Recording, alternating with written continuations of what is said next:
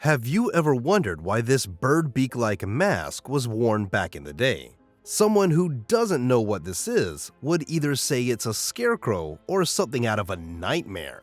But believe it or not, this is a doctor's costume from a terrible health crisis from the Middle Ages that caused the death of hundreds of millions of people.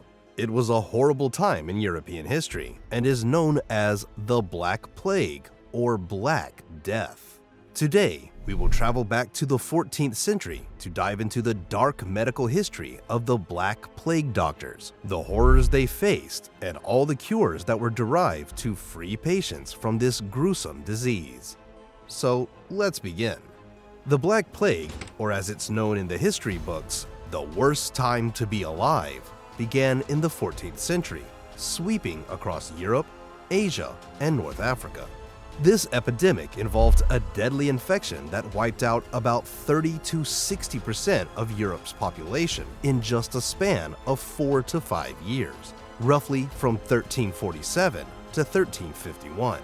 Imagine if half your neighbors suddenly dropped dead. That's what it was like. The Black Plague spread rapidly through fleas on rats, turning cities into ghost towns. People showed terrible symptoms and then death within days. So, how did such a horrible tragedy suddenly befall the rather disease-free people in Europe? Well, let me tell you, it all began in the bustling trade routes of Central Asia around 1347. A tiny but deadly bacterium, Yersinia pestis, hitched a ride on fleas that infested rats. It likely originated in the plains of Central Asia, particularly around the region we now know as Mongolia. The deadly bacterium lived in the guts of fleas, which infested black rats, a common sight on ships and caravans. Now, wherever the infested rats went, so did the bacteria. We are talking about busy marketplaces with so many people and merchants coming from everywhere. It was a perfect scenario for a deadly disease to spread. Once in a town, the infected fleas jumped from rats to humans, biting them and transferring the deadly bacteria into their bloodstream, spreading as a pneumonic plague or severe lung infection. Suddenly, everything changed as people started falling ill, one after another. From Asia, the plague spread via the Silk Road, which was the major trade route that connected the East to the West. The merchant ships made their way to bustling European ports like Constantinople, Sicily, and eventually into the heart of Europe. Once in Europe, the plague spread like wildfire. Towns and cities, with their crowded and unsanitary living conditions, were perfect breeding grounds.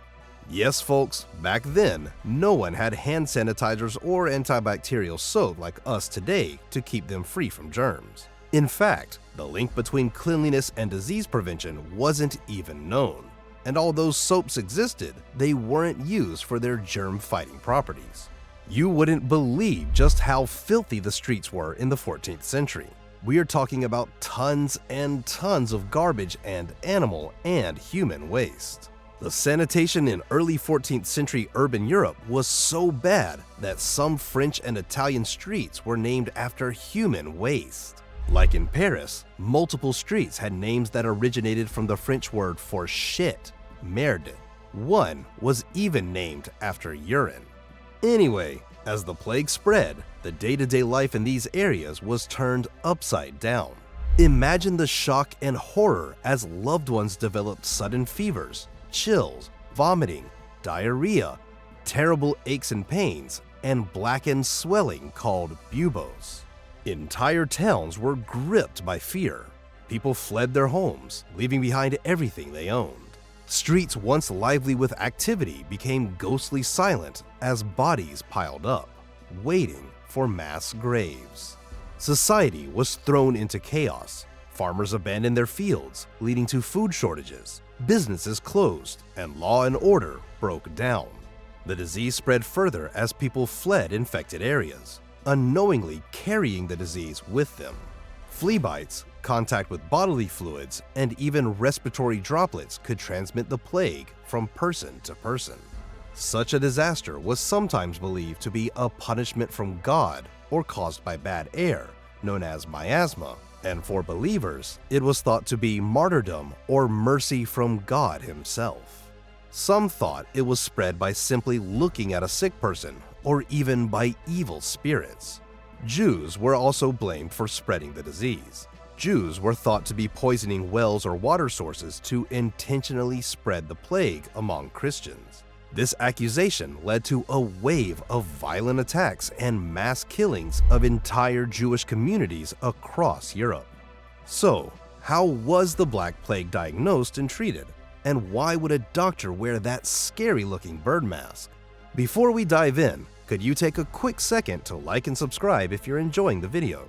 Your support keeps the channel going and motivates me to create more great content. Thanks. Now back to the video. Diagnosis of the Black Plague wasn't based on modern science, but on its terrifying symptoms. Doctors looked for telltale signs like high fever, blackened buboes on the body, and severe vomiting. These symptoms were a death sentence for many, leading doctors to resort to desperate measures. These plague doctors looked like they stepped straight out of a horror movie. Dressed head to toe in long, dark robes, they were covered in a wax fabric to avoid direct contact with the infected. But the spookiest part was their creepy-looking beak-shaped mask. These eerie, bird-like masks had glass eye openings and were filled with aromatic herbs and spices like mint, camphor, cloves, and myrrh. The idea was that sweet-smelling ingredients would protect them from the miasma or bad air, which they believed carried the plague. They carried a wide-brimmed hat and a wooden cane, which were used to check patients from a safe distance. It was the medieval version of a hazmat suit, just far less effective. The plague spread so rapidly that there weren't enough trained medical professionals to handle the sheer number of sick and dying.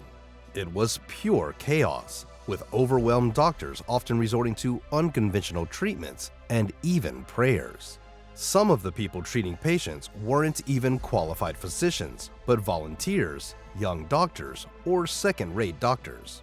They faced huge risks themselves and often got sick because their gear wasn't that protective. Plus, people saw them as bringers of bad luck, so they were kind of social outcasts.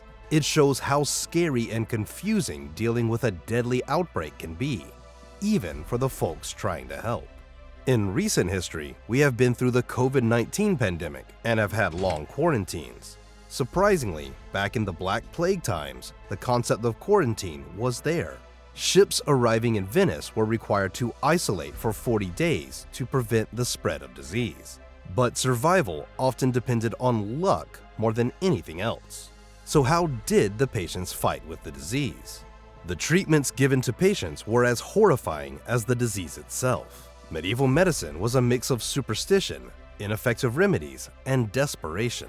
The plague doctors used a common treatment called bloodletting, which means cutting open a vein to let out the infected, bad blood. This method, instead of curing the patient, made them weaker than ever. Doctors also attempted to balance bodily fluids as a treatment method by prescribing concoctions of herbs, spices, and even crushed gemstones. These potions were to be taken orally and applied on the skin with little understanding of their actual medicinal properties. Some potions contained toxic substances like mercury, which caused severe side effects and added to the patient's suffering. Surgical procedures were even worse. To treat buboes, doctors would lance or cut open the swollen lymph nodes in hopes of releasing the poison causing the infection. Don't forget that this was all before anesthesia or pain-relieving medicines. It must have been a nightmare. Despite these efforts, mortality rates remained staggering. In some regions, up to 90% of those infected died within days or weeks of showing symptoms. The sheer scale of death overwhelmed whole communities, leaving survivors to bury their dead in mass graves or abandoned homes. Are you wondering what the real death rate was? Let me tell you. In some areas, the number of total deaths reached up to 50 to 60% of the population within a few years. Cities like Florence and London saw tens of thousands perish within months. This sudden and profound loss of human life created a huge shortage of workforce, including skilled artisans and laborers, crippling industries and agricultural production. Speaking of agriculture, perhaps the most devastating effects of the Black Plague were seen in the form of reduction of land under cultivation. So many laborers and farmers succumbed to the disease that the situation ruined landowners and compelled them to substitute wages or money rents in place of labor services to keep their tenants. Europe hadn't seen such a disaster in a very long time, and the mortality rates were completely off the charts. In some areas, as much as 1/8 to 2/3 of the population perished due to the plague. England, for example, saw its population shrink by half by the year 1400 compared to a century earlier, with around 1,000 villages disappearing entirely. Overall, it's estimated that approximately 25 to 50 million people lost their lives to the plague in Europe during this period. This widespread death had profound demographic impacts, and it took until the early 16th century for the population of Western Europe to recover to its pre-1348 levels. That's about 200 years, folks. The survivors of the plague were in great luck as the lands were abundant and many of them inherited property from their dead relatives.